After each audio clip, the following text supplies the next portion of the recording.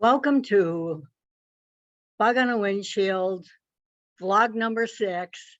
I'm going to name this one Because I Said So.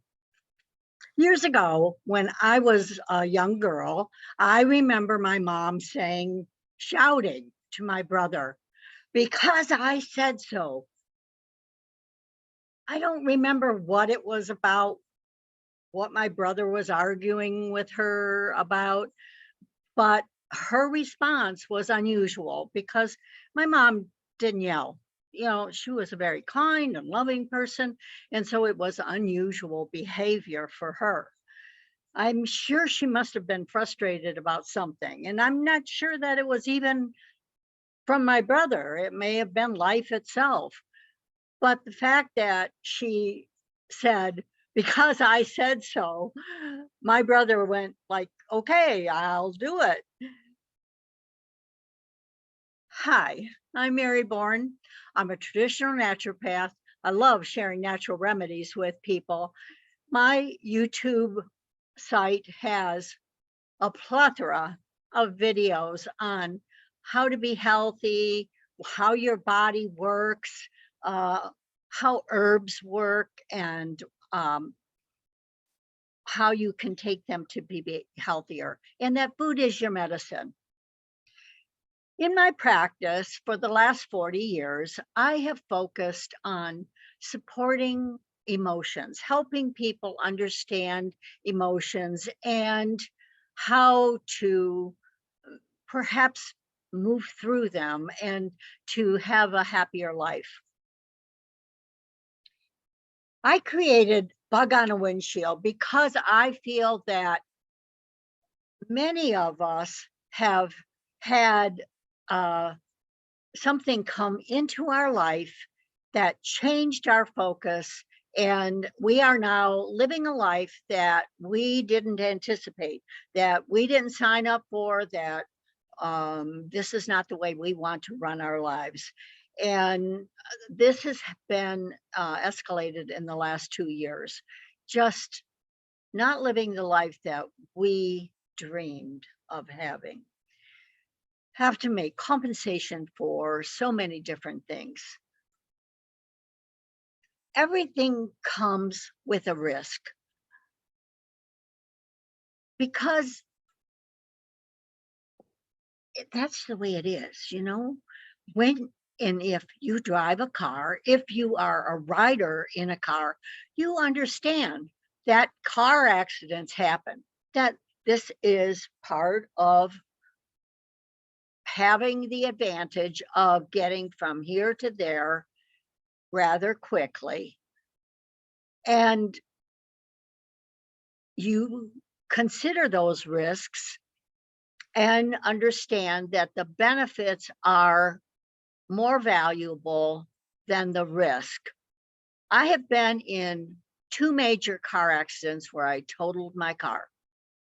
I still ride and I still drive, but I understand that when you have slippery weather, an oncoming car cannot stop quickly.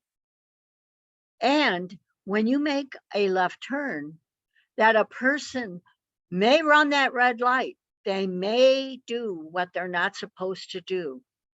And you can take the risk of being in that accident. I recovered completely. I never had any long-term injuries from it. One incident, it took 6 months for me to fully recover. And the other one, it took 4 months for me to fully recover.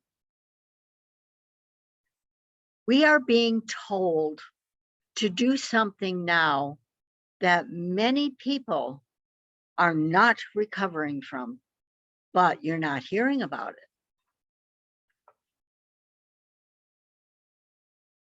During this whole response to a man-made virus, there have been horrible harms done to people as a response, where people actually felt they were doing the right thing. I and my husband were recently in a hospital. in the hospital, you need somebody there to advocate for you. And that advocate better know what's going on, what drugs are being pumped into you, what other things are not being done. The whole time my husband was in the hospital, 5 days, he never ate. Who cared for that? Not the doctors, not the nurses, nobody cared, because now that's farmed out. You call in your order what you want to eat. He didn't feel like eating anything. He never ate. The 5 days he was in the hospital, he lost 12 pounds. To me, that is unconscionable. And there are other things that are going on. But my main reason for mentioning this is that if you have a loved one that goes into the hospital, you better make sure that you have an advocate there helping understand what's going on with that person, because that person who's lying there may not have the ability to judge properly. You may need to be up on a lot of medications. You may look into them. And unfortunately, a lot of information is being censored, and we can't get all of the information we need. Everything comes with a risk. Walk down the street comes with a risk. But we are being pressured into getting a jab that is experimental, and we are being told it's safe and effective and nothing else. That isn't so. Everything comes with a risk, but we aren't being told what those risks are so that we can make a decision based on truth. I'm going to leave a link in the description below of some videos of people who were trusting. They did the right thing and are paying hugely for this. This is an experimental answer to a problem that affects less than 1% of the public. But it's been escalated to the point where we think everybody's going to get it. I got it. Not the jab. I got the condition.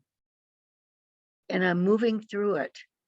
These people are not moving through it. They have absolutely no hope in the future that they thought was going to be bright and beautiful for them. It is a concern. You need to know.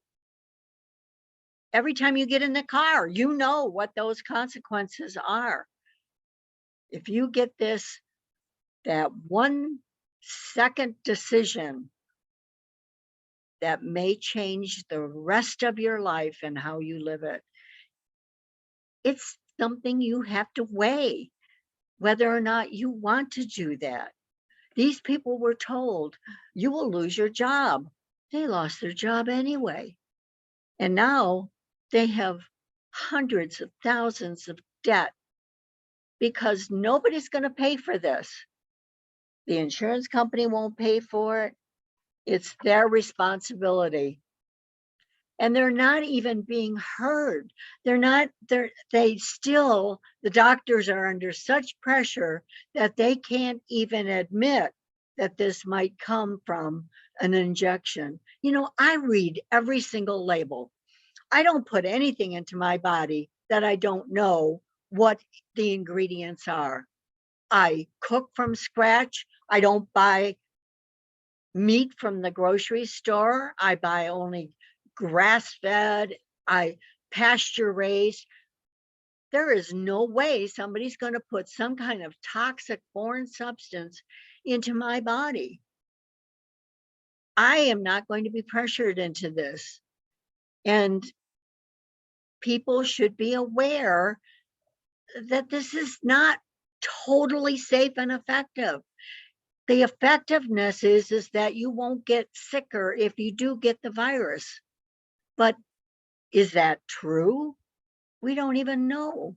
And the media sure isn't telling us. These people are not being heard. And that's the sad part of it. And it's being more and more people are finally realizing they're not the only one, even though they've been told, whoa, this is really rare. This can't be because of that jab you got, because nobody has ever had this response from it, because they're not being told. Nobody is being fully transparent about the risks involved. I hope that you will go to this website. If you don't do anything, don't look at the full interviews. Those are very time consuming. At least look at the interview, the small part.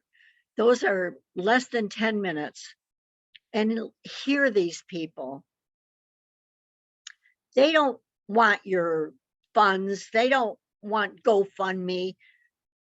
Most of them just want their life back, and they're not going to get that life back ever. But at least they can be heard.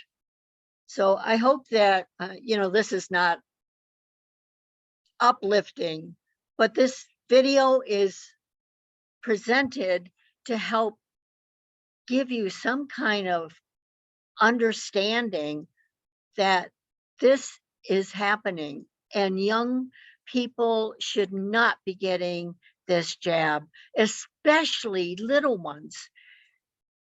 It has not been tested. It's not FDA approved. And even if it is, a lot of 50% of what is FDA approved is pulled off the market 5 years later. Well, you don't have 5 years. If we have 5 years of this injection, we are not going to have a society. There's going to be more sick people than there are going to be well people. Something now has to be done, right immediately. So this is Dr. Mary for the Health of It. Until next time.